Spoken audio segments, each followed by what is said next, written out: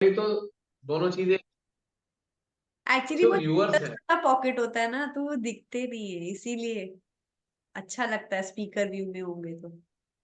हाँ, तो वो अच्छा महसूस करते हैं क्योंकि जो बोलना चाहता है कोई, हमारे सह जी देखो शेयर कर, तो वो उनके एक्सप्रेशन को भी देखना चाहते यस। हैं।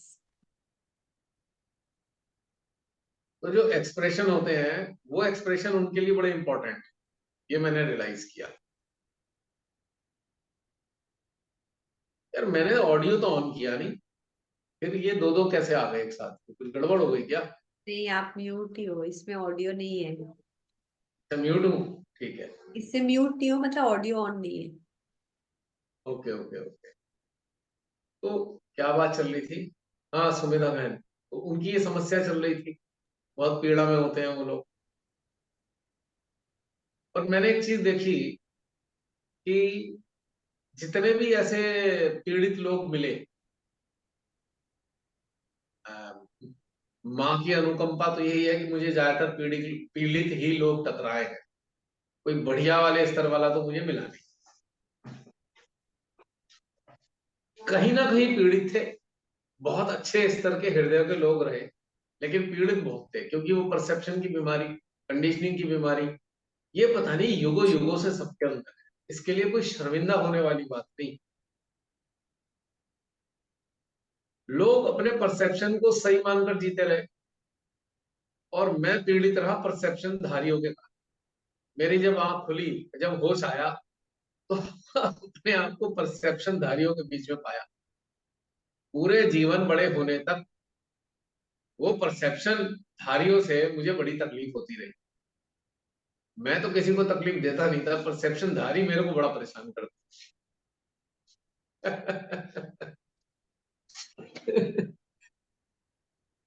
और पता नहीं क्यों ऐसा रहा कि मुझे, मेरा कोई परसेप्शन है ही नहीं जीवन में, ना पहले था ना आज है, कोई परसेप्शन नहीं। कुछ कुछ ऐसी ईश्वर की अनुकंपा रही होगी, और प्रयास प्रयास मैंने नहीं करा, मैं सदा वर्तमान में रहा।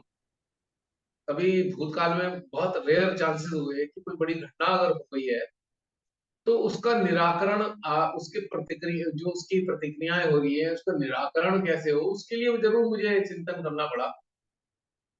पर मैं कभी वर्तमान को छोड़कर नहीं गया। जितने भी आप में से लोग जब से मिले हैं, आपने देखा होगा कि मैं भूतकाल में या भविष्य काल में नहीं रहता।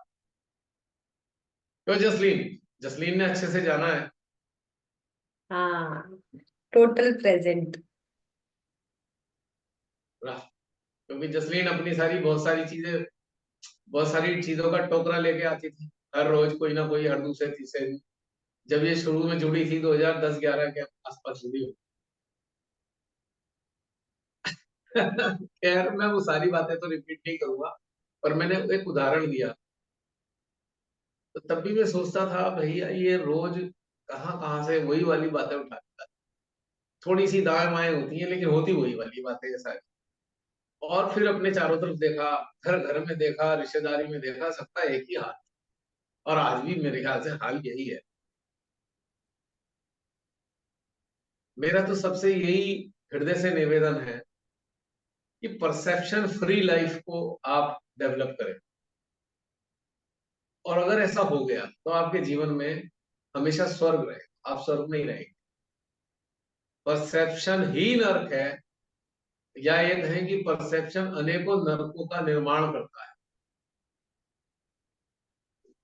अनेकों प्रकार के नर्क आपको झेलने पड़ते हैं परसेप्शन के कारण। आप में से बहुत से लोग परसेप्शन से मुक्त हुए होंगे, तो आज रियलाइज करते होंगे, हाय भगवान, जान छूट गई हमारी, कितनी मुसीबत पर थी। परसेप्शन फ्री में ये भी है ना कि लाइफ में किसी से किसी भी तरह का एक्सपेक्टेशन नहीं रहा हमें। लाइफ से भी बिल्कुल। कोई एक्सपेक्टेशन नहीं रहा। और एक ब्यूटीफुल बात यह है, ब्यूटीफुल बात यह है कि आपको यदि किसी से एक्सपेक्टेशन नहीं है, तो आपको किसी से कंप्लेन भी नहीं होती।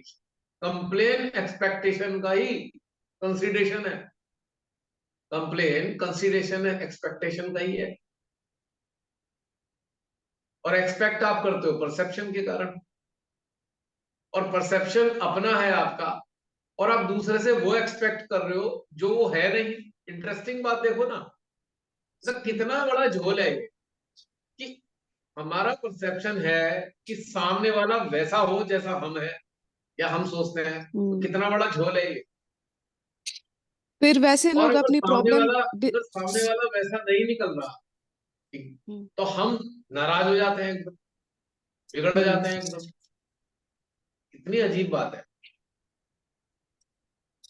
खुद अपनी प्रॉब्लम डिस्कस भी करने आएंगे, सॉल्यूशन दो तो बुरा भी मान जाएंगे, उनके हिसाब से ना हो तो हम तो अब यही बोल देते कि आप ना डिस्कस करो अपनी प्रॉब्लम। वही तो, यही तो बात होती है। अरे आप जो बोल रहे हैं ना, आप में से बहुत से लोग जानते हैं, मेरे साथ तो यही होता आ रहा है कितने सालों से। मैं यही याद करती हूँ भैया, जब मेरे साथ ऐसा कुछ भी होता है तो मैं याद करती हूँ भैया के साथ तो ऐसा ही होते आ रहे हैं इतने दिनों से, लोग कितना बुरा मान जाते हैं। हाँ, अब मुझे बड़ी हंसी आती है, भाई मेरी बात का बुरा नहीं मान रहा तू, तू इस चीज का बुरा मान रहा है, जो सत्य है उसे स्वीकार नहीं कर रहा तू, तो अस्वीकृति के कारण बुरा मान रहा है। स्वीकार कर लेगा तो बुरा लगेगा ही नहीं ना। अस्वीकृति, नॉन एक्सेप्टेंस, यानी कि खुद से ही छल कर रहे हैं लोग। ज्यादातर लोग खुद से ही चीट करते हैं अपने आप को, कि अपनी वो सत्य को स्वीकार नहीं करते, और क्योंकि इतने उसमें भयंकर भी तरीके उनका से। उनका हिडन ग्रीड होता है भैया, कुछ अटैचमेंट होता है कहीं जो वो मानना नहीं चाहते। बेसिकली परसेप्शन ग्रीड पर ही आधारित होते हैं, यानी हम्म। कि अटैचमेंट पर ही आधारित होते हैं। परसेप्शन का जो बेस है, फंडामेंटल बेस तो अटैचमेंट। अब अटैचमेंट के कारण एक परसेप्शन है, परसेप्शन के कारण एक एक्सपेक्टेशन है। और बड़ा स्ट्रेंज है ये चीज कि भाई आपका अटैचमेंट आपका है, जो आपके सामने है एग्जैक्ट सेम अटैचमेंट तो उसे नहीं होगा। 99.9% नहीं होता, सेम चीज नहीं हो सकती। तो फिर एक्सपेक्टेशन का आधार क्या हो गया दूसरे से। अब जैसे मान लीजिए मैं काफी, आप ये कह सकते हैं कि मेरे को अटैचमेंट वाला रोग नहीं, मेरे को, अब बहुत से लोग मेरे से कहते हैं आपका क्या है जी, आपको तो कोई समस्या है नहीं जीवन में। तो मैं मुस्कुराता हूँ, मैंने कहा कुछ नहीं, ठीक है, बिल्कुल नहीं है, वास्तव में नहीं है, सत्य भी तो है ये बात। बोले आप में तो कोई जिम्मेदारी भी ऐसी दिखाई देती। मैं हंसता हूँ, मैंने कहा जिसे आप जिम्मेदारी कहते हो, आप अपने को लेकर चलते हो, वो बेसिकली जिम्मेदारी नहीं निभा रहे, आप अटैच हो। आप जिम्मेदारी निभा रहे होते तो आप डिटैच होते। फैक्ट ये है, जिम्मेदारी केवल वो ही निभा सकता है जो डिटैच होता है। अटैच पर्सन तो जिम्मेदारी निभाने योग्य ही नहीं होता। That person is not capable to perform his or her duty if that person is attached. वो जिम्मेदारी नहीं निभा रहा, वो जो उसके परसेप्शन है उसे पूरा करने में लगा हुआ है। वो जो अटैचमेंट है उसको पूरा करने में लगा हुआ है, वो जिम्मेदारी निभा ही कहाँ रहा है। जिसके कारण जो उसकी संतान है, उसके अंदर भी वो पॉइजन अटैचमेंट का वो भी उसके अंदर जा रहा है, जीन्स के अंदर। वो जिम्मेदारी नहीं निभाता। दोबारा रिपीट करूंगा, attach person is not capable to perform duties properly. केवल डिटैच पर्सन ही ड्यूटी निभाता है। बाकी तो अपने अटैचमेंट को जैसे कहते हैं ना, अपने मोह की तुष्टि कर रहे हैं, वो जिम्मेदारी नहीं निभाते। अटैचमेंट की तुष्टिकरण हो रहा है, तुष्टिकरण। सच्ची बता रहा हूं मैं आपको, अजमा के देख लीजिएगा। वो ड्यूटीज के नाम पे अपने मोह को तुष्ट कर रहे हैं और खुश हो रहे हैं। अगर माँ बाप वास्तव में ड्यूटी निभाते हैं अपने संतानों के प्रति, तो उनकी संतानें पैम्पर नहीं हो सकती, उनकी संतानें बिगड़ नहीं सकती, किसी भी कीमत पे नहीं बिगड़ सकती। वो अटैचमेंट निभा रहे होते हैं तो इसलिए बिगड़ जाती है, क्योंकि वो बीमारी उनके अंदर भी घुस गई, जेनेटिक ट्रेट है ना, वो पेरेंट से जाएगा ही जाएगा। और फिर वो शिकायत करते हैं हमारे बच्चे ना सुनते नहीं हमारी, तुमने सत्य की नहीं सुनी और बच्चे तुम्हारी नहीं सुनते। अगर तुम सत्य बोलते तो बच्चे सत्य को सुनते, क्योंकि आप सत्य में थे ही नहीं, आप तो अटैच थे। और अटैच पर्सन सत्य के साथ तो होता ही नहीं कभी भी, किसी भी कीमत पे नहीं हो सकता अटैच पर्सन। बाद में संतानों में कमी निकाल दी जाती है। वही संतानों की में वो जो है ना संगत ठीक नहीं। वो जो पड़ोसी के वर्मा जी है ना, उनका बच्चा बड़ा खराब है, उसके चक्कर में खराब हो गया। दोष उनको देंगे, दोष अपना होगा। हमने अपने बच्चे को कभी ये नहीं कहा बेटा उसके बच्चे के साथ मत खेलना, उससे बात मत करना, आज तक नहीं कहा मैंने। ना मैंने उससे ये कहा अपने बच्चे से कि बेटा वो जो रिश्तेदार है ना उनसे बात मत करना, वो बड़े खराब हैं। कभी नहीं कहा। खुद डिसाइड करो, खुद समझो। हम तो सपोर्ट सिस्टम है, हम सपोर्ट सिस्टम है खाली।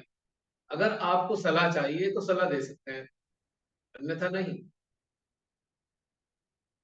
लेकिन आपको खुद से समझना है। बच्चों को ऐसे ही बच्चे की परवरिश हुई है इसी वातावरण में।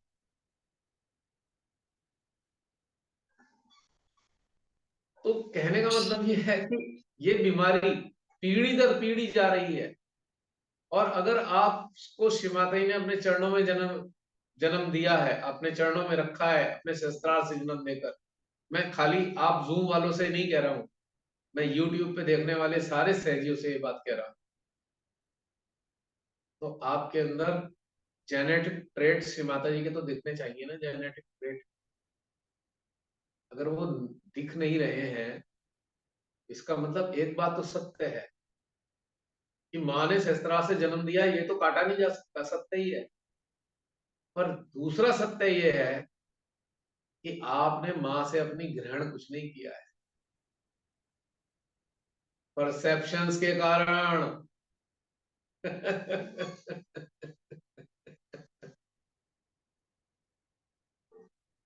आपकी सोचे, आपके विचार जो मन से उत्पन्न हुए हैं, उस पे एक धारणा बनाई है और धारणा बनाकर माँ के लेक्चर सुने हैं।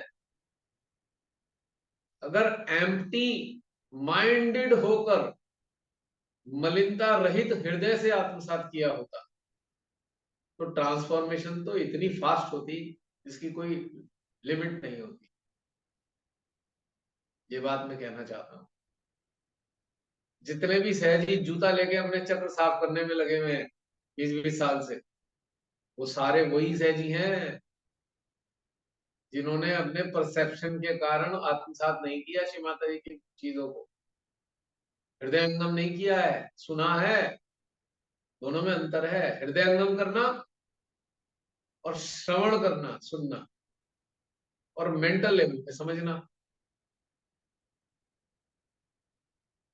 ये बात सत्य है। अगर कोई इतने साल बाद भी आज भी पीड़ित है तो निश्चित रूप से वही बात है जो मैं भी बोल रहा हूं कि जेनेटिक ट्रेड माँ का गया ही नहीं अंदर।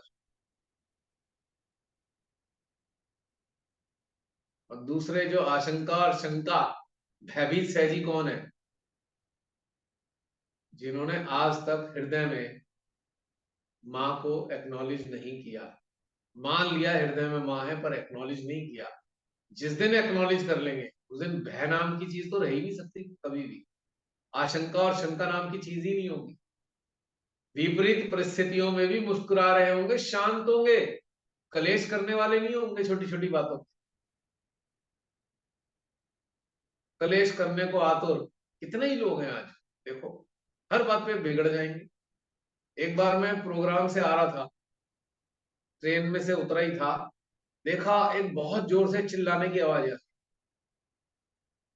तो एक बहुत नामी और फेमस बड़े सहजी इतनी जोर जोर से एक पुली पर बिगड़ रहे थे, इस कदर बिगड़ रहे थे, मैं तो हैरत में पड़ गया यार कि अभी श्री माता जी की पूजा अटेंड करके आए साथ में ही, और ये क्या। तो समझ में आया कि भाई सहज की चदरिया ओढ़ ली है और भीतर में सहज उतरा नहीं है। फिर हम सरेंडर सरेंडर चिल्लाते हैं, सरेंडर पे हम बड़ी बड़ी बातें कर लेते हैं, और 84 इधर से उधर बात हिली नहीं और एकदम बिखर गए, मोतीचूर के लड्डू की तरह जो जमीन पे गिर के बिखर जाता है। तो सरेंडर डबल कहाँ है? पर्सनालिटी। सरेंडर नहीं है ना। तभी मैंने बोला था ना, कि शुरू शुरू में स्टार्ट बाई चांस अपने आप ऐसे ही हो गया कि ऑफिशियल और अनऑफिशियल पर्सनालिटी सिंड्रोम।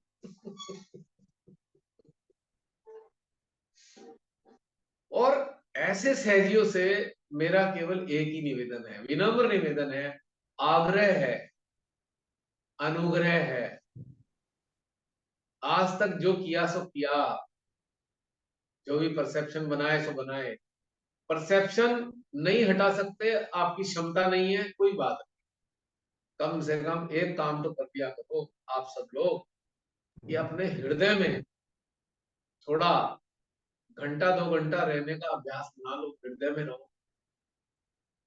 और उस अभ्यास से क्या होगा कि जो भी आपके अंदर विचार आ रहा है, हैंड टू हैंड हार्ट की कसौटी पे टेस्ट हो जाएगा। जैसे वो सुनार होता है ना, सोने को आप देते हो, फट से कसौटी पे रगड़ कर देख लेता है भाई सही है या नहीं। कोई विचार आए, कोई व्यक्ति आए, कोई भावना आए, तुरंत हार्ट पे चेक तो कर लो, ये मिथ्या तो नहीं है। इतना कर लोगे, समस्याएं खत्म हो जाएंगी आपके जीवन की। वरना नर्क में तो आप पहले ही रहते थे, और कई सारे नर्क आपने अपने परसेप्शन से और तैयार कर रखे हैं। और शिव माता जी आदि शक्ति भी आपको बचा नहीं सकती उन नरकों से, क्योंकि माँ आपके प्रारब्ध के नरकों को तो ठीक कर सकती है। ध्यान देना मेरी बात पे, प्रारब्ध से जो नर्क लेके आए वो तो माँ ठीक कर देंगी, और जो आप इंटेंशनली खुद अपने अज्ञानता से तैयार कर लोगे, उसको माँ ठीक नहीं कर सकती। ये बात पक्की तौर से बता रहा हूं। और माँ के कार्यों को पहचानो, कि आपके जीवन को सौंदर्यपूर्ण बनाने के लिए माँ किस किस तरीके से कार्य, आप कल्पना भी नहीं कर सकते। और जो मिलता है ना, जो आपकी किस्मत में था ही नहीं, वो भी माँ आदि शक्ति देती है। कदर करो थोड़ा। लगेंगे भाई भजन गा लेंगे और कीर्तन कर लेंगे, उससे कुछ नहीं होने वाला। गहनता से चिंतन करो, सीरियस हो जाओ, सिंसियरिटी के साथ देखो कि माँ आदि शक्ति ने आपको अपने चरणों में स्थान किस लिए दिया। सब चीजों का त्याग कर दो। जैसे हम सरेंडर कहते हैं ना, सरेंडर का मतलब सही मायनों में अगर जानना है तो एक सरल भाषा में समझ लो, सरेंडर का मतलब होता है समस्त प्रकार के परसेप्शंस का त्याग, समर्पण। Every perception has to be surrender into the lotus feet for ever. ये नहीं कि सरेंडर किया फिर उठा लिया चुपचाप वहां से। सरेंडर में तो हंसता हूं, माँ हम सरेंडर करते हैं, अगले ही पल सरेंडर वापस उठा लिया, उनके चरणों में डाला, और अगले ही पल ले भी लिया वापस सरेंडर। नहीं नहीं, वो बहानेबाजी शुरू हो जाएगी, नहीं वो ऐसा नहीं था, वो ऐसा था, वो ऐसा नहीं था, ऐसा सब एक्सक्यूजेस है। उनसे कुछ होने वाला नहीं। आपका जो इंटेंशन है वो अंदर बैठी हुई परमात्मा की शक्तियों को मालूम है। आप बाहर से कुछ भी बोल दो, आप कुछ भी एक्ट कर लो, उससे कुछ लाभ नहीं होने वाला। लोग सोचते हैं, ज्यादातर मैंने लोगों को देखा, बाहर से इतनी बढ़िया बातें कर लेके ना, अंदर से विष विशाला है अंदर का वातावरण, बाहर का बहुत बढ़िया दिखाई दे रहा है, पर अंदर जो बैठी है माँ आदि शक्ति, वो तो अंदर से जान रही है ना आपकी इंटेंशन क्या है। तो आपका कल्याण तो नहीं हो सकता ना किसी भी कीमत। कैसे कल्याण होगा बताइए। और बाहर जिसको आप अच्छा दिखा रहे हैं, वो आपकी सहायता कर नहीं सकते। बहुत ज्यादा आपको तारीफ कर देंगे, हाँ हाँ क्या बढ़िया बात बोल दी, लेकिन उस विष को तो नहीं देख सकते ना। वो तो इंटेंशन में माँ देख पा रही है हमारी, उस विष को माँ देख रही है कि विषैला तो इतना, तो मैं इसका कल्याण कैसे करूं, पहले विष तो हटा। मेरे और अपने बीच में तूने विष का पर्दा टांग रखा है। इसे तो हटा, तो फिर वो कल्याण होता है। बहुत से लोग कहते हैं हमें 20 साल हो गए, मेरे पे अभी भी आएगा। कल परसों ही किसी का आया था, कल कल की बात है। मैंने कहा देखिए, मेरे पास इन चीजों का कोई रास्ता नहीं है, कृपया या तो अपने हृदय में उतर के झांको, अभ्यास करो थोड़ा, या किसी ऐसे सहज के गुरु के पास चले जाओ, सहज गुरु के पास, वो आपको ठीक वीक करने का रास्ता बताते हैं। कोई रास्ता बता दो, ये प्रॉब्लम ठीक हो जाए। अरे भाई, आए किस लिए हो? जिसे आप प्रॉब्लम ठीक करने की बात सोचते हो, यदि आपका परसेप्शन ठीक हो जाए तो क्या आपको प्रॉब्लम प्रॉब्लम नजर आएगी? माँ कहती है सब ठीक हो जाता है। लोग सोचते हैं कोई जादुई मिरेकल से ठीक हो जाता है। भैया, आप बदल जाते हो, तो जो प्रॉब्लम थी वो आपको प्रॉब्लम नजर नहीं आती, इसलिए चमत्कार कहते होता है। अब आप अपग्रेडेड हो गए हो, तो अब आपको प्रॉब्लम कहाँ नजर आ रही है? पहले किसी ने आपका आपका कोई बॉस है, ठीक है, या एक हमारी जैसे मीनाक्षी टीचिंग करती है, बताती रहती है भैया ये हो रहा है, वहां हो रहा है, फला फला। जसलीन भी बताती थी, इतना परेशान जसलीन की, आज ये आज वो, जसलीन ने पूरी कहानी बताती। अब जसलीन थोड़ी ट्रांसफर हुई, समझ में आया काय की प्रॉब्लम, मेरे अंदर समस्या थी थोड़ी सी, तो काय की प्रॉब्लम। तो ट्रांसफॉर्मेशन होने के बाद आपको प्रॉब्लम नहीं दिखाई देती, शांत हो जाते हो, काय को झंझट में पड़े हैं। हम क्या गुलाम है? अब ये जसलीन को समझ में आता है, हम कोई गुलाम थे? हमने तो गुलामी सी करी एक तरीके से, और डरे हुए हैं। क्या रोटी स्कूल देता है हमें, या भगवान देते हैं? ये समझ में आया जसलीन को। अपनी रोटी के प्रति चिंतित है। अगर संसारिक दृष्टि से देखा जाए तो बहुत कुछ समस्याएं हैं, जसलीन जैसे बताती थी। लेकिन अगर अगर समझ जाए इस बात को इंसान, कि भाई माता के गर्भ में अगर बच्चा है, तो क्या वो रोटी की चिंता करेगा? उसकी भूख कैसे शांत होगी? बताना जरा, ये अजीब बात है ना। माता के गर्भ में बच्चा जो है, अगर वो ये चिंता करने लगे मेरा पेट कैसे भरेगा, तो कितनी मूर्खतापूर्ण बात नहीं है ये? है ना मूर्खतापूर्ण बात? तो जैसे इनको समझ में आ गया कि भैया जिसने जन्म दिया है वो कुछ रास्ता भी दे। मेरा अपना काम है, मैं आपको आज रहस्य बता दूं। बहुत से लोग पता नहीं क्या क्या समझते होंगे, मैं क्या मजे की तरह रहता हूँ, ये फला फला फला। बहुत छोटा सा काम है, और आज तक सर्टेनिटी नहीं है काम धंधे में, कि हमें पता नहीं होता कि हमें अगले हफ्ते काम मिलेगा या नहीं मिलेगा। और ये चलते हुए पता है कितने साल हो गए? 34 ईयर्स ऐसे ही अवस्था में जीते हुए। 34 ईयर्स ऐसी अवस्था में जी रहा हूँ, 100% अनसर्टेनिटी। लेकिन कोई टेंशन नहीं है, पता है जब जन्म दिया है तुम्हें अपनी व्यवस्था करेगा भाई, हमारे को काय की टेंशन इस बात, क्यों चिंता करें हम इस बात। 34 साल कम नहीं होते, और 34 में से 23 साल श्री माता जी ने ये एक्नॉलेजमेंट दिया कि बेटा मैं तो तेरी माता हूं। मैं तो कहता था कौन माता, मैं तो किसी माता को नहीं जानता। जब आत्म साक्षात्कार दे के उन्होंने अपने चरणों में बैठाया, और हृदय में उनकी वाणी जब प्रकट होने लगी, तब समझ में आया मैं तो इनका बच्चा हूँ। मैं कहा चिंता करता, चिंता पहले भी नहीं थी, अब तो और निश्चिंत हो गया। जैसे अभी प्रियंका ने इतनी अच्छी बात बताई थी, कि अगर गोद में बच्चे का सर आ गया है, तो डबल रेस्पॉन्सिबिलिटी हो जाती है माँ की, कि अब तो बिल्कुल ही हर समस्या दूर करनी है बच्चे की। तो आज मैंने जैसे एक सिंपल सी बात बताई, याद रखिएगा। गर्भस्थ शिशु अपने भोजन की चिंता करे तो कैसा अजीब लगता है ना।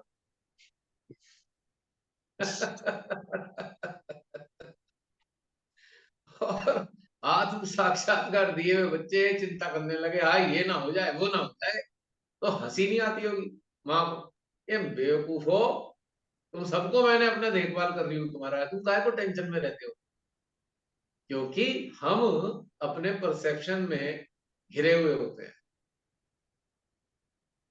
और जानते हो, परसेप्शन कौन संचालित करता है, कोई बताएगा?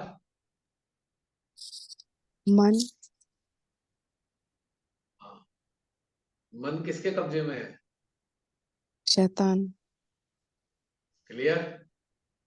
So the person who is under the influence of mind is dominating by devil only. Only devil is there. Demons and devils are there only. So be scared. Be scared about this status of your awareness कि devil के under में तो नहीं है, इस चीज से डरना चाहिए, बाकी किसी चीज से डरने की जरूरत नहीं। इधर हम भक्त है माँ के, भक्त तो है माँ के और कब्जे में है डेविल के। कैसा विरोधाभास है ना ये, है पर ये विरोधाभास। 99.9% लोग इसी विरोधाभास के साथ चल रहे हैं। भैया जब तक हम पूरे खाली नहीं होते, इसका मतलब है कि कुछ ना कुछ परसेप्शन अभी बाकी है लाइफ में। एग्जैक्टली, खाली हो क्यों नहीं, परसेप्शन है। परसेप्शन है, अटैचमेंट है, ग्रीड अटैचमेंट का ही फॉर्म है। और इसका डिस्टॉर्टेड फॉर्म पता है क्या है अटैचमेंट का? What is the distorted form of attachment, कोई बताएगा? यानी कि मोह का, मोह का विकृत रूप क्या है? डोमिनेंस। हाँ, वो इसका प्रोसेस है, लेकिन रूप क्या है जिसे हम एडजेक्टिव कहेंगे, विशेषण।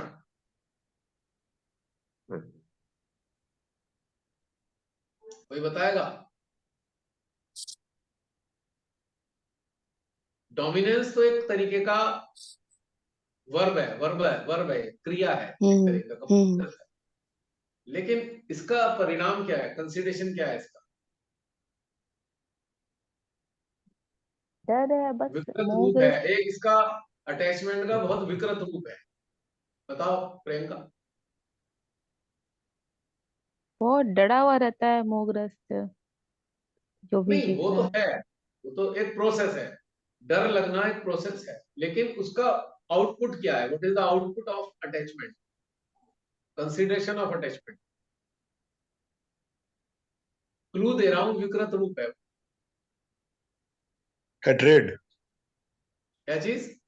हेट्रेड, घृणा। हेट्रेड। हाँ, हेट्रेड नफरत। भी एक पार्ट।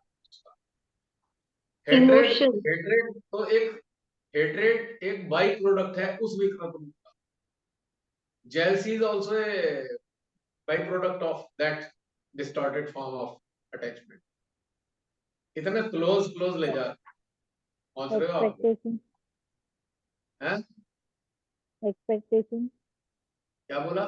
मुझे सुनाई नहीं दे रहा, थोड़ा जोर से बोलिए। एक्सपेक्टेशन। एक्सपेक्टेशन। एक्सपेक्टेशन नहीं, that is also a process. Aggression. Possessiveness. गुस्सा। अरे एक सरल सी चीज है, रात दिन बात करते हो। श्री माता जी का एक शब्द है, अरे बाप रे बाप, उसको याद करके ही गला सूख जाता है। किस चीज के लिए कहा अहंकार। है? अग्रेशन। अहंकार के लिए। अहंकार। एग्रेशन और गुस्सा। Attach, ego is the outcome, consideration of attachment. Understood? जितने भी अहंकारी या अहंकार से बाधित हैं, अहंकार से पीड़ित हैं, उनकी हिस्ट्री उठा के देख लो, गोंद की तरह चिपके होंगे कहीं ना कहीं आपको। क्योंकि अहंकार वो जो चीज है उनके पास, उसके एक्नॉलेजमेंट के कारण आ रहा है। एक्नॉलेजमेंट है उनको, ये मेरा है, दिस इज माइन, ये एक्नॉलेजमेंट है, उसके कारण उसका आउटपुट क्या हुआ? अहंकार। ये मेरा है, मैं इसका मालिक हूं।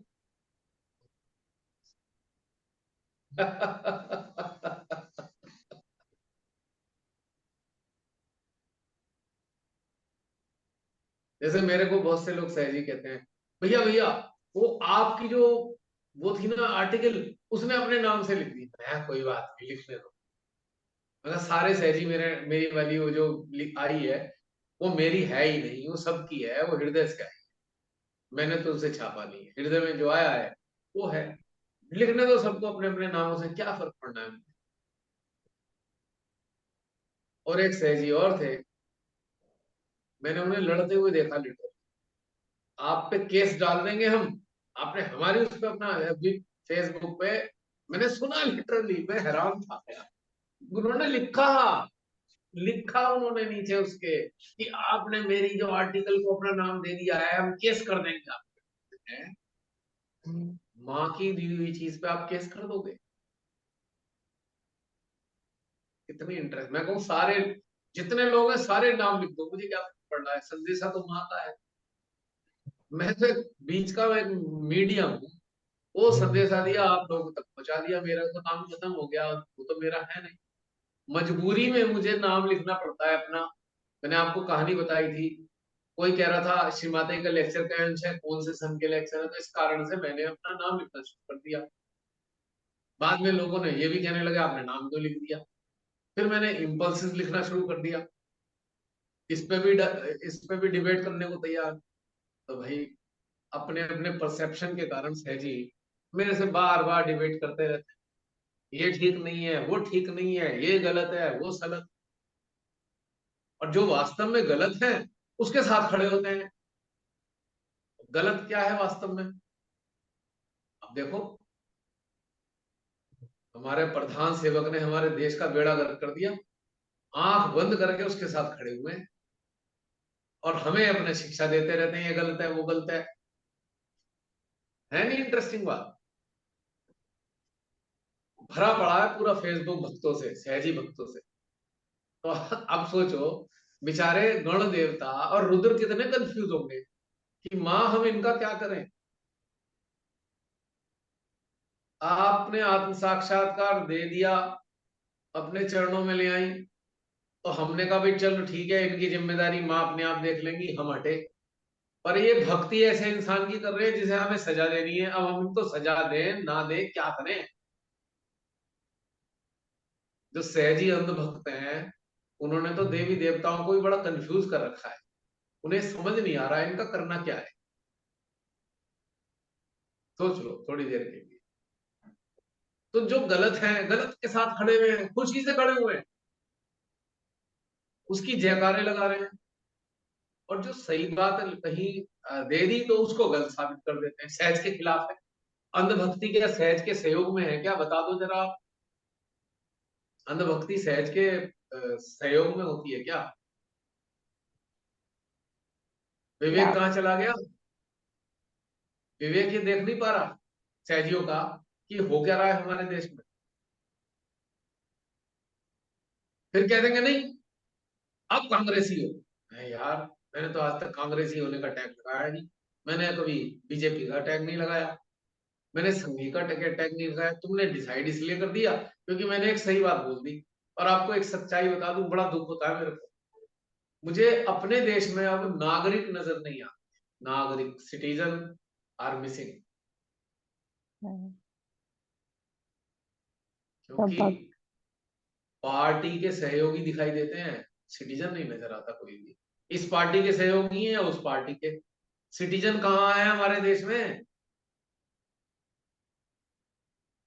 सिटीजन तो देश का हितैषी होता है, वो किसी पार्टी का हितैषी नहीं होता। वो मिसिंग है। जिससे बात करोगे आपको सिटीजन नजर नहीं आएगा। तो जो सिटीजन ही नहीं है वो सहजी कैसे हो सकता है? अगर कोई सिटीजन है तो उसमें सहजी होने के अंश विद्यमान है, ये समझ लेना। हम है सिटीजन, हम किसी पार्टी के सहयोगी नहीं है, झंडा उठाने वालों में से नहीं है। लेकिन उन्होंने टैग कर दिया, आप सपा वाले हो, अब बसपा वाले हो, अब कांग्रेसी हो। अरे यार हद हो गई। ऐसे क्या है स्थिति? परसेप्शन। परसेप्शन क्या है?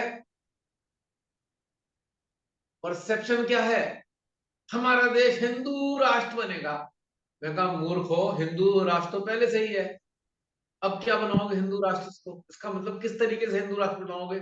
जो हिंदू राष्ट्र ऑलरेडी है पूरे वर्ल्ड के नक्शे पे हिंदू राष्ट्र के नाम से ही जाना जाता है, तो आप इसे हिंदू राष्ट्र कैसे बनाओगे? परसेप्शन लेके चल रहे हैं मूर्खों वाला। ठीक है भाई, बना दो, बेड़ा गर्क कर दो। पहले भी कुछ लोगों ने अंग्रेजों का गुलाम बनाया था, ये पहले भी कुछ लोगों ने मुगलों का गुलाम बनाया देश, कर दो बेड़ा गर्क हमारे देश का, हम क्या कर सकते हैं? अगर हम जिंदे रहेंगे तो हम भी सफर करेंगे उस गुलामी में, हमें भी सफरिंग होगी, हम सबको सफरिंग होगी। खुश हो जाना।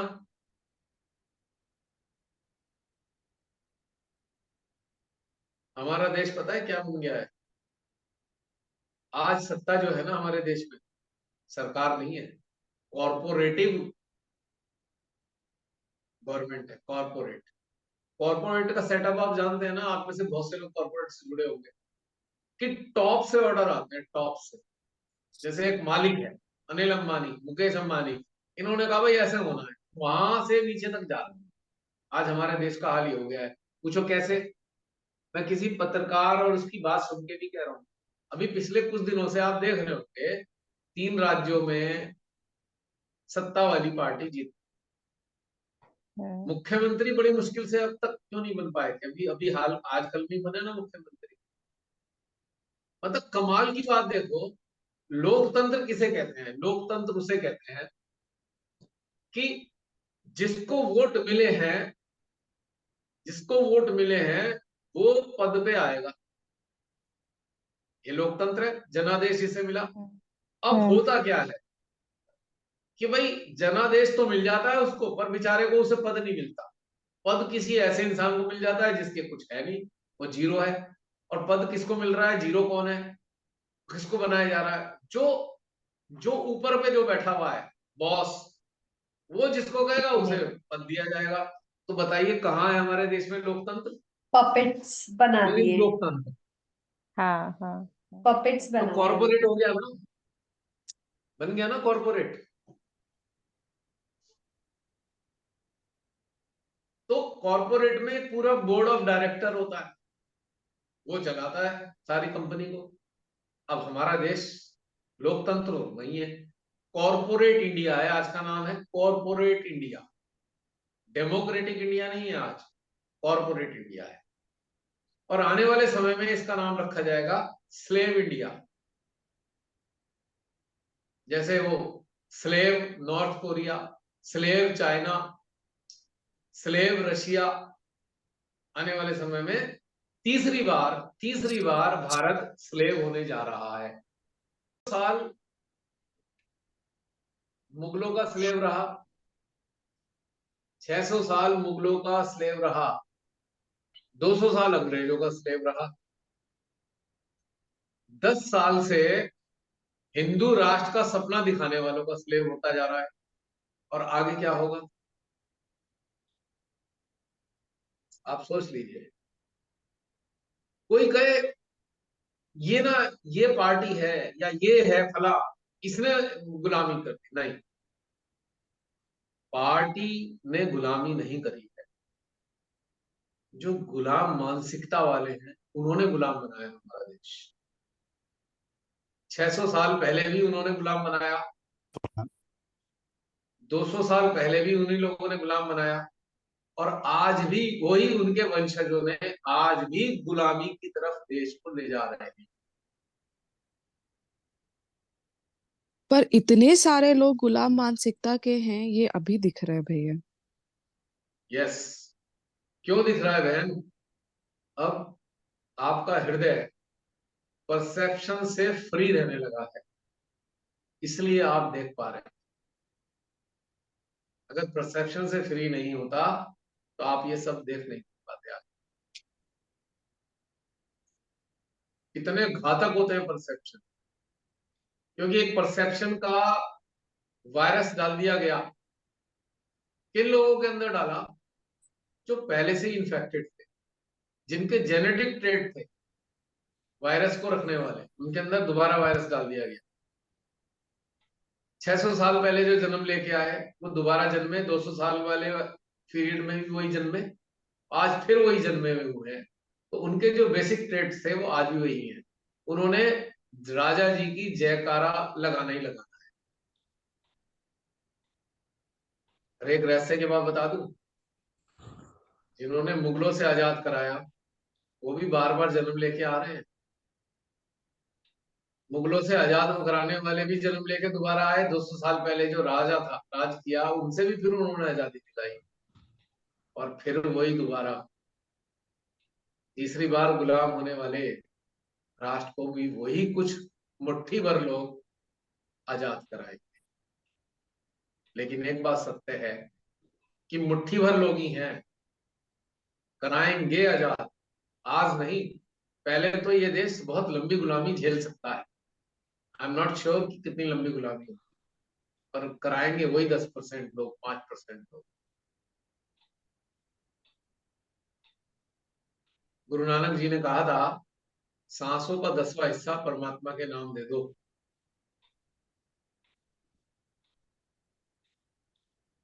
तो राष्ट्र के, हमारे देश के 10% लोग आजादी के नाम है, वही शहीद होते हैं, वही अपना खून बहाते हैं। 90% लोग मौज करते हैं। तीसरी बार फिर इतिहास दोहराया जा रहा है और दोहराया फिर जाए, फिर खून बहेगा, फिर शहीद होंगे, फिर तीसरी बार भी कभी ना कभी आजादी मिलेगी। लेकिन फिलहाल गुलाम होने वाला दौर चल रहा है और जितने भी गुलाम स्वेच्छा से बनना चाहते हैं वो परसेप्शन धारी है, परसेप्शन धारी। और यही बुरा हाल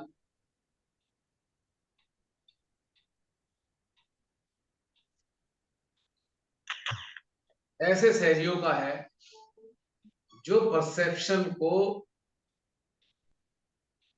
अपने सर पर चढ़ा चुके हैं और उनके हृदय परसेप्शन से जकड़े हुए हैं। तो इसलिए सत्य रिफ्लेक्ट नहीं होता हृदय में। और ये एक बहुत गंभीर मैटर है, बहुत गंभीर। और सब कोशिश करें कम से कम धारणाओं से बच के रहें। नोशंस, परसेप्शंस और प्रीजुडिस होना, ये सारी सारी समस्याएं आपको बहुत गंभीर स्थिति में पहुंचा देती है।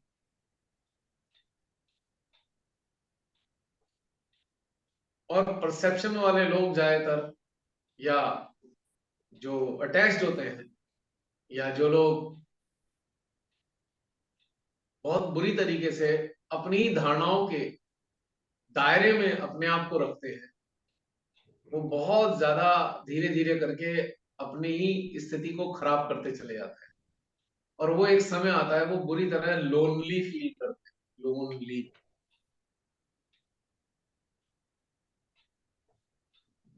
और लोनली लोग क्या करते हैं, झुंड बनाते हैं, झुंड लोनली लोग बनाते हैं और फिर वो नकारात्मक घटनाक्रम की शुरुआत होती है और फिर ये बढ़ता है, पूरे पूरे वातावरण को विषाक्त करता है। आपने देखा होगा झुंड, आपने कई देखे होंगे, सहज के बहुत सारे प्रोग्राम किए होंगे। वो जो झुंड क्या करते हैं, उसको शिवाजी ने बोला मरमरिंग सोल्स। सुना है ना लेक्चर मरमरिंग सोल? हाँ जी। वो हर अच्छी चीज की बुराई करते हैं और बुराई करने वालों को इकट्ठा करते जाते हैं, इकट्ठा करते जाते हैं। फिर कहते हैं देखा बहुमत है, 300 लोगों का बहुमत है भाई, पर किन लोगों का है ये भी तो देख लो। इसलिए हमारे देश का बेड़ा गर्क हो रखा है। तो क्या बहुमत सत्य है? सोचिए थोड़ी देर के लिए।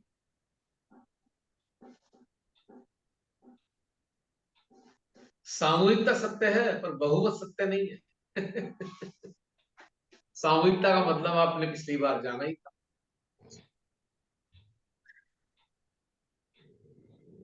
फिर वो ऐसे लोग इकट्ठे होंगे, झुंड हो जाएगा, हाँ वो ऐसे ऐसे ऐसे, फिर बुराइयों की बाहर आएगी। जैसे वो बाहर आती है ना ऋतु बदलती है। बसंत ऋतु आती है, बुराइयों की बहार आएगी, बुराइयां निकल निकल के वातावरण में फैलेंगी, एक मुंह से दूसरे मुंह, दूसरे मुंह से तीसरे मुंह, तीसरे मुंह से चौथे मुंह, फिर एक पूरी की पूरी एक धारणा बना दी जाएगी। फिर उसके बाद एक पूरा का पूरी कहानी बनेगी, ये होगा वो हो गया, फिर वो तथाकथित संस्था में जो बैठे हुए लोग हैं फिर अपनी कहानियां अपना वो दिखाना शुरू कर देंगे। खेल चल रहा है एज इट इज, समझ पा रहे हो आप लोग अब? तो धारणाओं के मारे एंड क्या है? धारणाओं के मारे सत्य से विमुख है, और जो सत्य से विमुख है वो तो सहज से बाहर है ना। संस्था जाने वाले सहज के अंदर नहीं है। जरूरी नहीं कि संस्था जा रहा हो वो सहज के भीतर हो, वो सहज के बाहर भी हो सकता है। और जो संस्था से बाहर है वो जरूरी नहीं कि वो सहज से बाहर हो, वो सहज के भीतर हो सकता है।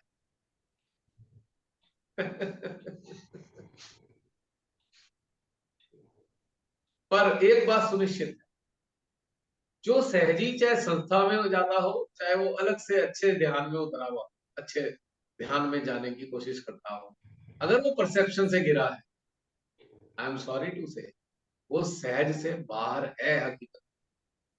हकीकत में सहज से बाहर, वो अंदर नहीं है सहज। तो सब अपने अंदर अंदर झांक झांक के आप सब लोग YouTube पे देख रहे हैं, इंटरेस्टिंग सी बातें होगी, थोड़ी कहीं बोरिंग लगती होंगी, कहीं इंटरेस्टिंग लगेगी। जिनको बोरिंग लगेगी अपने अंदर झांक के देखें, तो वही लोग होंगे जिन्होंने परसेप्शन बना रखा, और जो परसेप्शन फ्री है उन्हें इंटरेस्टिंग लग रही होगी, चाहे वो कुछ भी ना जानते हो, पर उन्हें मजा आ रहा होगा, हाँ कुछ मजेदार सी तो बातें हो रही। पर जो परसेप्शन धारी होंगे वो टेढ़े मेढ़े मुंह बनाएंगे। परसेप्शन है, एक परसेप्शन सहज की प्रैक्टिस का कर रखा है, एक परसेप्शन सहज के ध्यान का कर रखा है, एक परसेप्शन उसके रूटीन का कर रखा है। और बंधे हुए, जैसे वो अ, बाड़ी के अंदर बंधे हुए कुछ जानवर नहीं होते हैं, बस उस बाड़े में ही घूमते हैं, वो परसेप्शन वो बाड़ा है, उसमें उनकी चेतनाएं विचरण करती है, वो चेतनाएं बेचारी बाड़े से बाहर ही नहीं आती। ये कितनी गंभीर मामला है। अब ये पता कब चलेगा? ये पता कब चलेगा जब अंतिम सांसों का समय आ रहा होगा, तब रियलाइज होगा, अरे तेरे की यो जन्म तो गियो, बेकार कर लियो ये जन्म, यो महसूस हो जाएगा, और फिर हाथ में कुछ नहीं होगा। इसी के लिए कबीरदास जी कह गए थे, पछताए क्या होत जब चिड़िया चुग गई खेत। यानी कि जो दिया गया था वो समय निकाल दिया, जो इतना सुंदर आपके जीवन को सुंदर बनाने का समय था वो तो आपने अपने परसेप्शन से डिस्ट्रॉय कर दिया। बाद में आप अकेले रह गए, अकेले रहने के बाद छटपटाने लगे, छटपटाने के बाद आपने एक झुंड बना लिया, झुंड बनाने के बाद आपको लगा हाँ हाँ हम तो बहुत सारे हैं, पर झुंड बनाने के बाद फिर आप अकेले हो गए, क्योंकि झुंड आपका सहयोग तो देता ही नहीं, क्योंकि वो सारा झुंड सारे अकेलापन के पीड़ित लोगों का ही तो है। जो झुंड में है तो सही, पर फिर भी अकेले के अकेले। समझ लीजिए बात। और इतने में पर मृत्यु नजदीक आ गई। समझ में आया, अरे हमने तो पूरा जीवन अपने परसेप्शन में बर्बाद कर दिया। जिन अटैचमेंट से अटैच होकर हमने इतनी मशक्कत करी, और हमने अपने जीवन में आने वाले सच्चे लोगों को तिरस्कृत किया, और जिससे अटैच रहे वो तो हमारा रहा नहीं, जिन विचारों से अटैच रहे वो मिथ्या निकले, जिन सोचों की गुलामी हमने करी वो तो हमारा भ्रम था, जिन रिश्तों से हम इस कदर अटैच हो गए वो रिश्ते तो अपना अपना जीवन जी के हमें तो बाय बाय कह के चलती है। अब हम क्या करें? तब सारी चीजें स्मरण होंगी, पर अब उसके बाद समय ही नहीं होगा, बस सब कुछ। परसेप्शन वाले लोगों को झुंड की जरूरत होती ना जस्टिफाई करने के लिए, सच्चा इंसान तो अकेला भी खड़ा हो जाता है। सच्चा इंसान एलोननेस का आनंद लेता है और झूठा इंसान लोनलीनेस का। झूठे लोनली होते हैं क्योंकि जानते हैं हम झूठ के रास्ते पे चल रहे हैं। सच्चा इंसान एलोन होता है, एलोननेस के साथ, उसके साथ सारी पावर उसके साथ, वो अकेला तो था ही नहीं कभी, हम्म। इसलिए परेशान होते हैं। और देखो, अब जैसे कि एक हमारा प्रधान सेवक है और इसका वजीर आजम है, दोनों महाधूर्त हैं। अब दोनों को एक दूसरे से खतरा भी उतना ही है, दोनों को एक दूसरे से भयानक खतरा है। साथ हैं तो सही, पर खतरा है एक दूसरे से। कब किसका टैटुआ अपने फायदे के लिए कब दबा दे कोई नहीं जानता है। दोनों को ये बात भी पता है। और इन जैसे जो उनका समूह है उन्हें भी ये बात पता है, भैया इन दोनों का कोई भरोसा नहीं, हमारे को कब टांग दे। और उन दोनों को उस पूरे समूह का भरोसा नहीं, कब ये समूह हमारा बेड़ा गर्क कर दे। मतलब कमाल की बात देखो कि परसेप्शन धारी सारे लोग इनसिक्योर है, और जो परसेप्शन रहित है वो 1000% सिक्योर है। उसे पता है मैं सत्य के साथ, सत्य हमेशा साथ चलता है। शरीर रहे ना रहे, पर सत्य तो उसके साथ था ही, और सत्य तो उसके साथ रहेगा ही। शरीर का होना ना होना कोई महत्व नहीं रखता, किसी ना किसी कारण से तो शरीर मरेगा। मैंने आज तक किसी भी मनुष्य को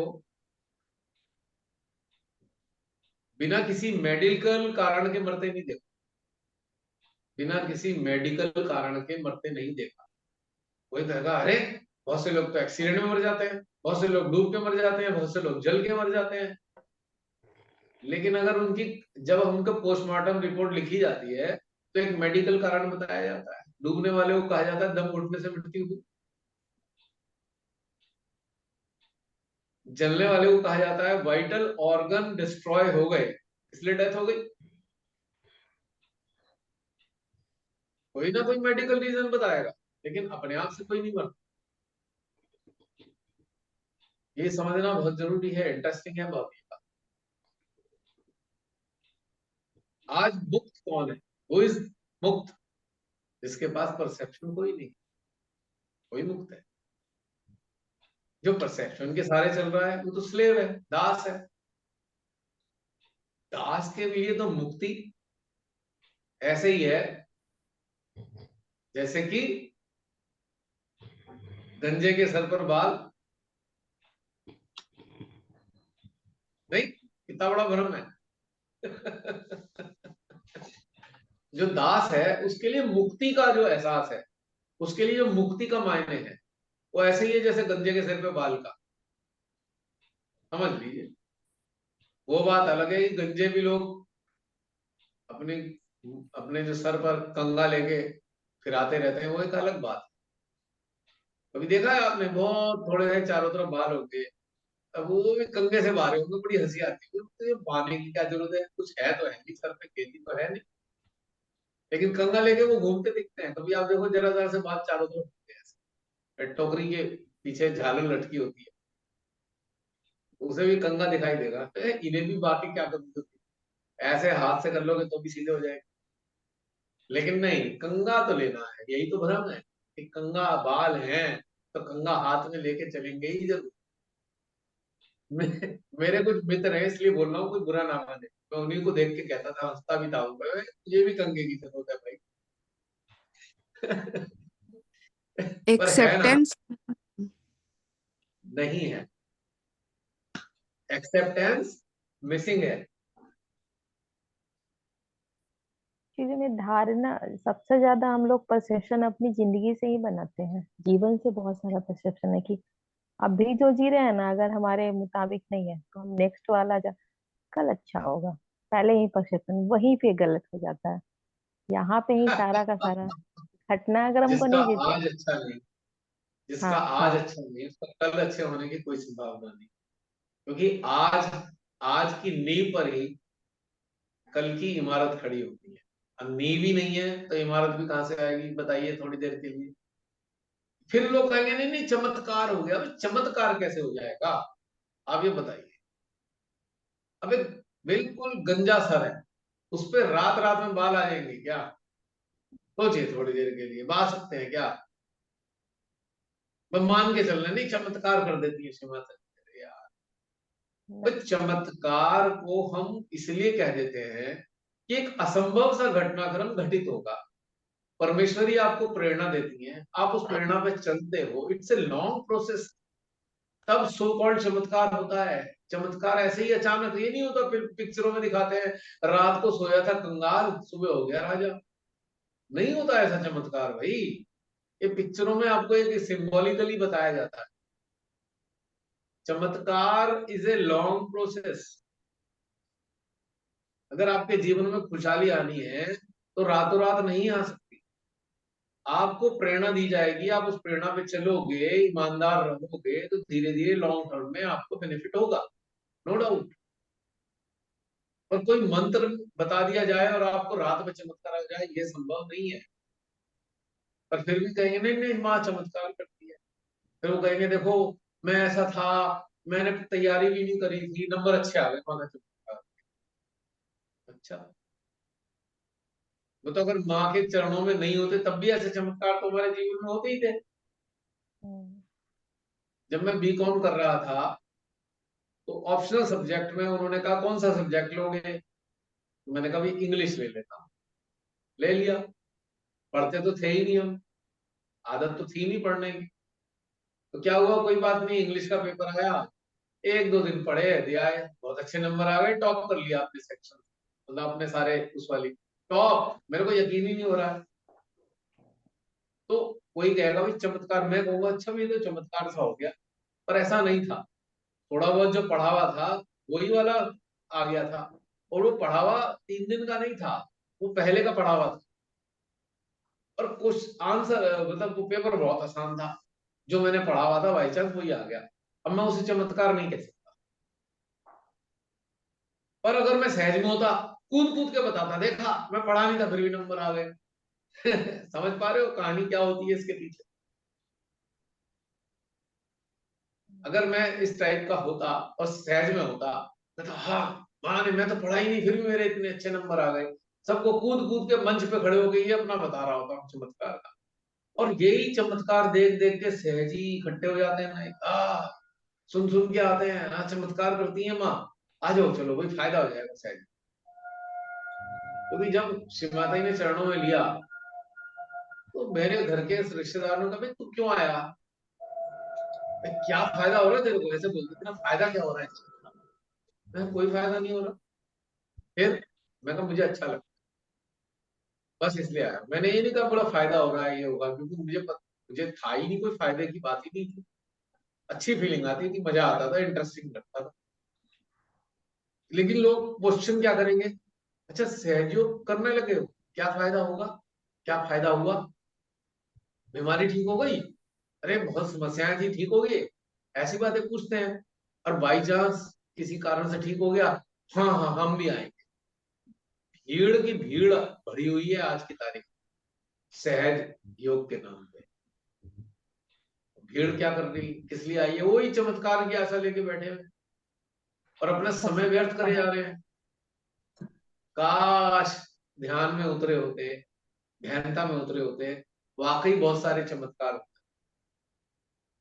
वाकई बहुत सारे चमत्कार हो जाते। और चमत्कार का सबसे बड़ा जो एक क्लाइमैक्स होता है वो होता है मुक्त अवस्था। आप जीते जी मुक्त होते, आप परसेप्शन फ्री होते, आप नोशन फ्री होते, आप थॉट फ्री होते, आप इन मेंटल इन्फ्लुएंस फ्री होते, आप जॉयस होते और जॉयस रहते और जॉयस करते। जो जॉयस रहेगा वही तो जॉयस करेगा। जो परसेप्शन का गुलाम है तो उसकी हर जेस्चर से विष ही तो बहेगा। विष के अलावा क्या है उसके पास बताओ, विष ही तो है। और विषैला इंसान, सारा सिस्टम खराब हो जाता है उसका, वातावरण भी खराब हो जाता है।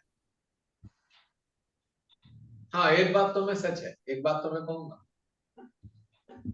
जो अनइंटेंशनली पूर्व के प्रारब्ध से फंसे हुए लोग हैं, पूर्व के प्रारब्ध के फंसे हुए लोग हैं,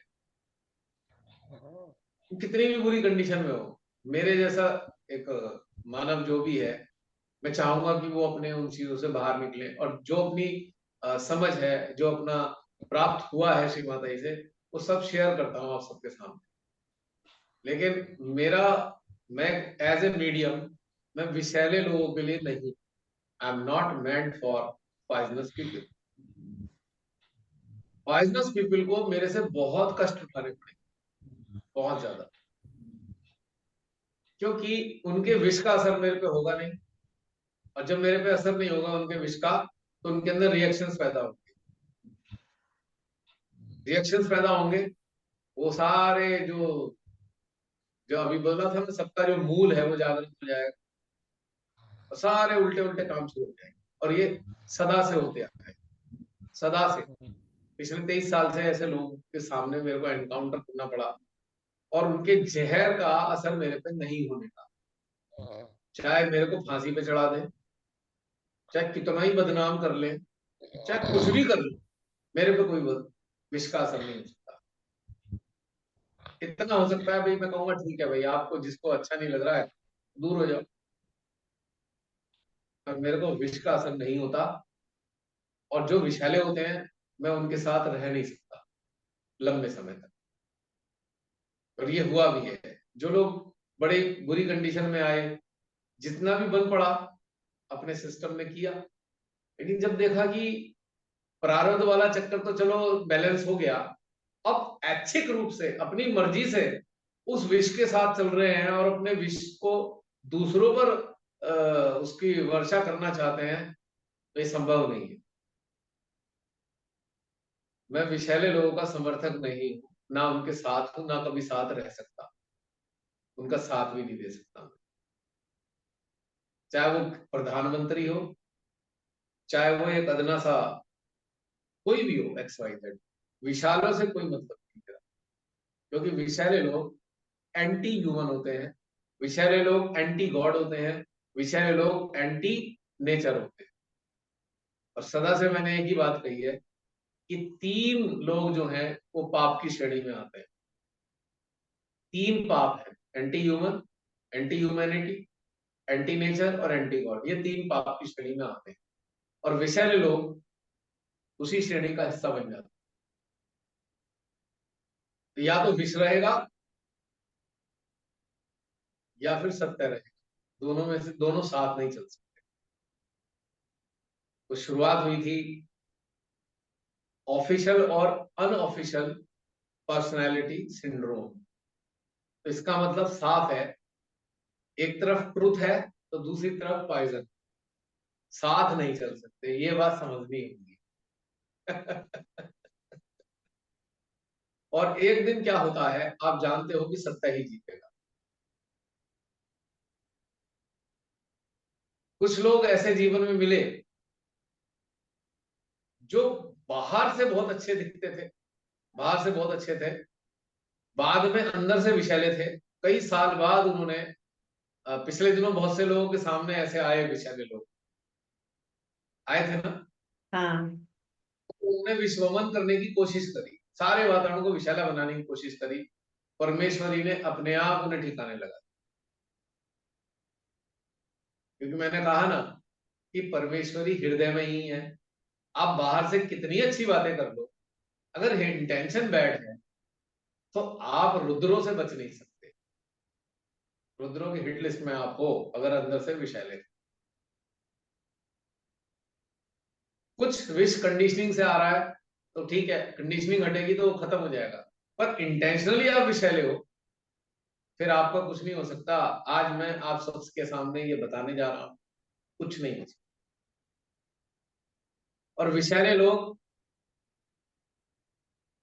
अच्छे लोगों का कितना भी ताकत लगा के अहित करने की कोशिश करें, अहित उनका ही होगा अंत। क्योंकि खासतौर से मैं तो बहुत अच्छे लोगों से भी मिला हूं। कई लोग बहुत अच्छे स्तर के दिखाई दिए मेरे को, कि सच्चे, एकदम ऑनेस्ट, ईमानदार, हर तरीके से ईमानदार, और उनके जीवन में बड़े कष्ट आए, लेकिन अंततः उनके सारे कष्ट खत्म हुए। उनके ऊपर कोई भी ताकत काम नहीं कर पाई, नकारात्मक। और विश्व वालों लोगों के तो दांत ही टूटते। और उनकी विष की पोटली भी नष्ट कर दी गई। वो इस योग्य ही नहीं रहे कुछ कष्ट पहुंचा सके। मेरे सामने के सामने ऐसा घटनाक्रम हुआ है कई बार, कई लोगों का। सहज में आने से पहले भी देखा है ये घटनाक्रम में। क्योंकि जो जो सत्य के साथ है, इनोसेंट है, उसके साथ साक्षात महादेव है।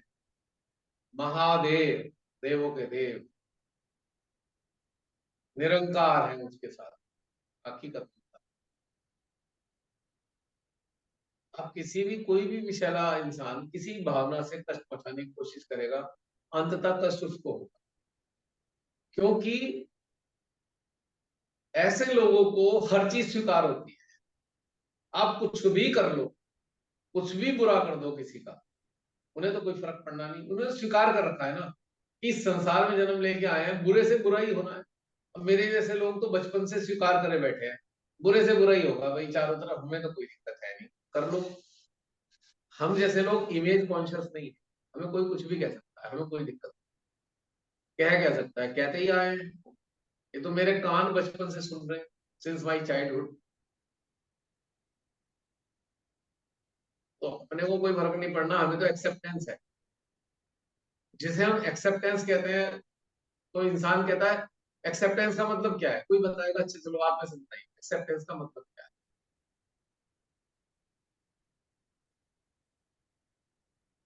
जो चल रहा है उसको, उसके प्रति आप मतलब प्रतीकात्मक नहीं हो, मतलब आप रिएक्ट नहीं कर रहे ये गलत है सही है, ठीक है जो हो रहा है ठीक है, आप ऐसे करके समाधान अवस्था में आके स्वीकार करते आगे चल रहे हो, उसके उससे फाइट नहीं कर रहे आप। सही। ये जो जो प्रियंका, जैसा आ रहा है, जो जैसा घटनाक्रम आ रहा है उसको एक्सेप्ट कर लेना, मतलब एक स्थिति प्रज्ञ वाली स्थिति, स्थिति प्रज्ञ जो भी है बस है, एक्सेप्टेंस के साथ हर पल जा रहा हूँ। हर चीज स्वीकार कर रहे हो हैं? हाँ, स्थिति, हर स्थिति को, हर स्थिति में बीच में है बस। हम्म। मेरी नजर में एक्सेप्टेंस का जो मतलब है वो बहुत विशाल है। एक्सेप्टेंस का मतलब है हम, क्या हम भगवान को देख पाते हैं? नहीं। भगवान प्रारंभिक अवस्था में भगवान एक अवधारणा होते हैं हमारे लिए। जब जागृत हो जाते हैं तो भगवान एक अनुभूति होती है। अवधारणा से अनुभूति की यात्रा को हम कहते हैं जागृति, राइट? हमने बचपन से पढ़ा भगवान है भगवान है, हमने एक अवधारणा बना रखी है। लोग कहते हैं, सच्चे लोग कहते हैं, सदगुरु कह गए, संत कह गए, सब कुछ कह गए। अवधारणा से अनुभूति की यात्रा ही जागृति की यात्रा है, राइट? लेकिन ये सारा घटनाक्रम किस अस्तित्व के चारों तरफ और किसके भीतर घटित हो रहा हमारे है? भीतर मानव है। के, मानव मानव मानव, हाँ। ठीक है। तो मानव का होना, मानव है अगर, तो मानव के सारे पहलू भी हैं, all the aspects are there. मानव के अनेकों पहलू हैं, राइट?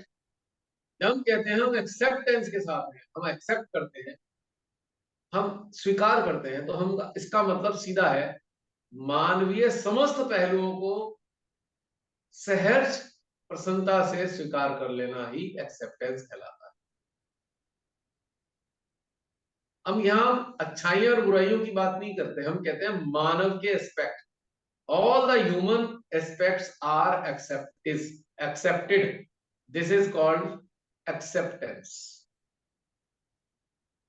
यानी कि हमारा स्वयं का या किसी अन्य का कोई भी पहलू हमारे सामने आता है, हम स्वीकार करते हैं, ठीक है। हम उस पर प्रतिक्रिया नहीं करते, रिएक्ट नहीं करते, क्योंकि हमारे अंदर एक वात्सल्य की भावना है। अरे नहीं नहीं, मानव है ना, हम भी मानव है। आज हमारे अंदर वो चीज नहीं है, लेकिन पहले थी। अगर पहले नहीं थी और आज भी नहीं है, आगे आ सकती है, क्योंकि हमने एक्सेप्ट कर लिया। this is called acceptance. क्यों जसलीन, क्लियर हो रही बात? क्यों हाँ, प्रियंका?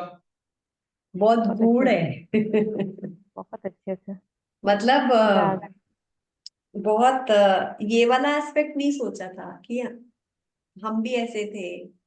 अच्छा, हम कभी ऐसे नहीं थे पर ऐसे हो सकते हैं। कि जैसे मैं एक दूसरे बहुत ही एक खराब सा एग्जाम्पल देना चाहूंगा, खराब नहीं, खराब उन लोगों के लिए है एग्जाम्पल जो परसेप्शन वाले। जैसे मैं एग्जाम्पल दूंगा, पहले ही मैंने दिया है। जैसे मैं सड़क पे जा रहा हूं और एक वेश्या मेरे को मिलती है, वो कहती है क्या आप मुझे छोड़ दोगे? मैं देखता हूँ ये इसके पास कोई साधन नहीं दिखाई है, मैं ठीक है बैठ जाओ, छोड़ दूंगा। मुझे नहीं पता वो वेश्या है, या मुझे पता है वेश्या है, तो पर मेरी उसके प्रति अवधारणा कोई नहीं है, परसेप्शन कोई नहीं है। मैं उसको एक मानव के रूप में देखता हूं और उसका वैश्य होना मानव का एक एस्पेक्ट है। माइंड की बात समझना जो मैं कहना चाह रहा हूं। इसलिए बुरे से बुरा, समाज के हिसाब से बुरे से बुरा उदाहरण मैंने दिया। उसे 10-20 किलोमीटर दूर जाना है, मैंने बैठा लिया। इस बीच में वो उसने बात करनी शुरू करी। मैंने देखा भाई इसकी तो दशा बड़ी सोचनीय है। उसने कहा कि आप मेरी मदद कर सकते हो? मैंने कहा ठीक है। मैंने क्या मदद चाहिए? बोली वो ऐसे ऐसे करके ना मुझे, मेरे को भी घर ये प्रॉब्लम आ गई है, मुझे थोड़ा सा और आगे छोड़ देना। 1 घंटे बाद मेरे को यात्रा में, तो मैं बाहर निकला हूँ, मैं ठीक है 1 घंटे बाद छोड़ दूँ। अब इस बीच में मेरे जानने वाले भी मेरे को देखते हैं, उस वेश्या के साथ में जा रहा हूँ। अन्य लोग भी उस वेश्या को जानते हैं पर मुझे नहीं जानते। उन्हें लग रहा है वेश्या अपने किसी ग्राहक के साथ जा रही है। कड़वे खराब शब्दों का इस्तेमाल कर रहे हैं जो आम चलन में। अब मेरे प्रति धारणा क्या बनाना है लोग? क्या बनाएंगे कि भाई ये तो वैश्या के साथ घूमता है, धारणा बन गई। मेरी इंटेंशन प्योर है, मैं उसकी मदद करना चाहता हूं एक ह्यूमन होने के नाते। मैं ये परवाह नहीं कर रहा है वेश्या है, परेशानी में है तो मैं मदद क्यों करूं, ये तो वेश्या है, उसको डिस्कार्ड कर दूं, मैं उसकी डिसरिस्पेक्ट कर दूं। ठीक। और लोग क्या कह रहे हैं, ये तो वेश्या के साथ घूम रहा है।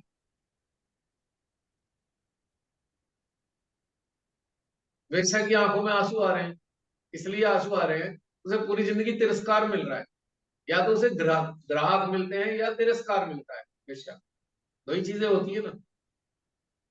उसकी आजीविका का कोई साधन नहीं, वो केवल मजबूरी में वो काम करती है। तो उसे आंसू भी मिलते हैं और तिरस्कार भी मिलता है, और उसे पैसे भी मिलते हैं। पैसे, तिरस्कार और आंसू तीनों साथ चलते हैं उसके। चलते हैं नहीं चलते? और मेरे साथ, मेरे को किसी ने उसके साथ देख लिया तो क्या बनाया, अरे ये तो वेश्याओं के साथ घूमता है। ठीक है, मुझे ये भी स्वीकार है। अब बताओ क्या करोगे? क्या करोगे?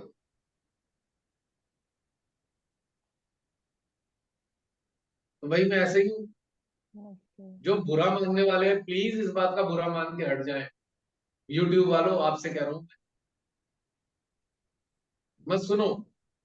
मैं सही हूं क्योंकि मैं सारे ह्यूमन एस्पेक्ट का सम्मान, क्योंकि इस चीज को स्वीकार करता हूं, ये सारे ह्यूमन एस्पेक्ट है। एक धूर्त इंसान है, वो भी ह्यूमन एस्पेक्ट है, हम स्वीकार करते हैं। एक चोर है, वो भी ह्यूमन एस्पेक्ट है। एक बदला लेने वाला है, किसी गर्दन काटने वाला, ये भी ह्यूमन एस्पेक्ट है। एक बहुत बड़ा चीटर है, वो लूटता है लोगों को, ये भी ह्यूमन एस्पेक्ट है। If we say we accept, means we accept all the aspect of all the aspects of human। अब यहाँ पे आपकी अंदरूनी समझ आती है, आपकी अंदरूनी समझ काम करती है कि आपकी अंदर की चेतना किस स्तर पे डेवलप। फिर वही आऊंगा मैं, अगर आपका हृदय एम्प्टी है तो वो जो सत्य दिखाई दे रहा है तथाकथित कि मैं किसी वेश्या के साथ जा रहा हूं, वो आपको सत्य रिफ्लेक्ट हो जाएगा। अन्यथा आप भी परसेप्शन के मारे होकर 4 बात बनाने वालों के बीच में 5वें आप हो जाओ, एक धारणा बना लोगे। एक क्वेश्चन है। हाँ जैसे आपने अभी कहा कि धूर्त है कोई, मतलब डिसऑनेस्ट है, पर उसके मतलब हमें अंडरस्टैंडिंग जनरेट हो गई कि ये इंसान ऐसा है, हमने एक्सेप्ट भी हाँ कर लिया। हाँ, पर हमें कंपैशन बस नहीं आता है, मतलब ऐसे नहीं आता ओ नहीं, बेचारा ऐसे हो अपनी वो परिस्थितियों की वजह से हो गया, ऐसे नहीं फीलिंग आती। जैसे अक्सर मैंने ऐसे लोगों को भी देखा है कि बहुत दुष्ट है, पर कंपैशन नहीं फ्लो करता है उनके लिए। कंपैशन क्यों नहीं आता? क्योंकि आपका हार्ट जान रहा है कि एंटी ह्यूमन है। एंटी ह्यूमन के हाँ, प्रति तो आपका बिल्कुल भी नहीं आने का कंपैशन। ओके। आपके अंदर तो आग ज्वालाएं आएंगी कि ये इसका इसके अंदर कनिंगनेस खत्म हो, इसकी नष्ट हो जाए। और या हम्म तो ये नष्ट हो जाए या कनिंगनेस नष्ट हो जाए।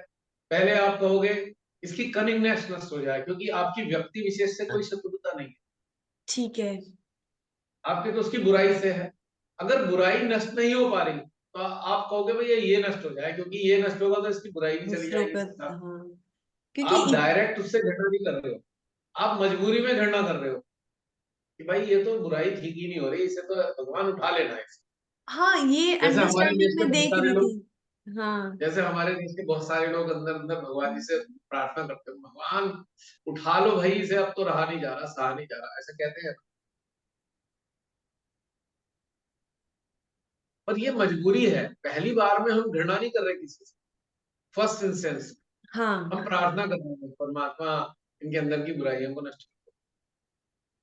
बाद में देख रहे हैं बुराइयां नष्ट होने की स्थिति है ही नहीं, लेकिन भगवान जी इसे उठा लो, लोग बड़े प्रताड़ित हैं। हाँ। पापियों का अंत ऐसे ही तो होता रहा है प्राचीन काल से आज तक। बद्दुआओं के कारण पापियों का अंत होता है। हाँ, मैं वही ऐसे तो सोच रही थी कि अंडरस्टैंडिंग तो अब जनरेट हो रही है, पर हमें समझ में आ गया तो हम किनारा भी कर लेते हैं ऐसे लोगों से कि दूर ही रहो, एग्जैक्टली, ये तो काटेंगे। वो तो सब मैंने कहा कि क्या हम गलत है क्योंकि हमें कंपैशन नहीं फील हो रहा। अब समझ गई। कंपैशन तभी फील होगा ना जो कहीं हृदय साफ होंगे, तभी तो कंपैशन आएगा।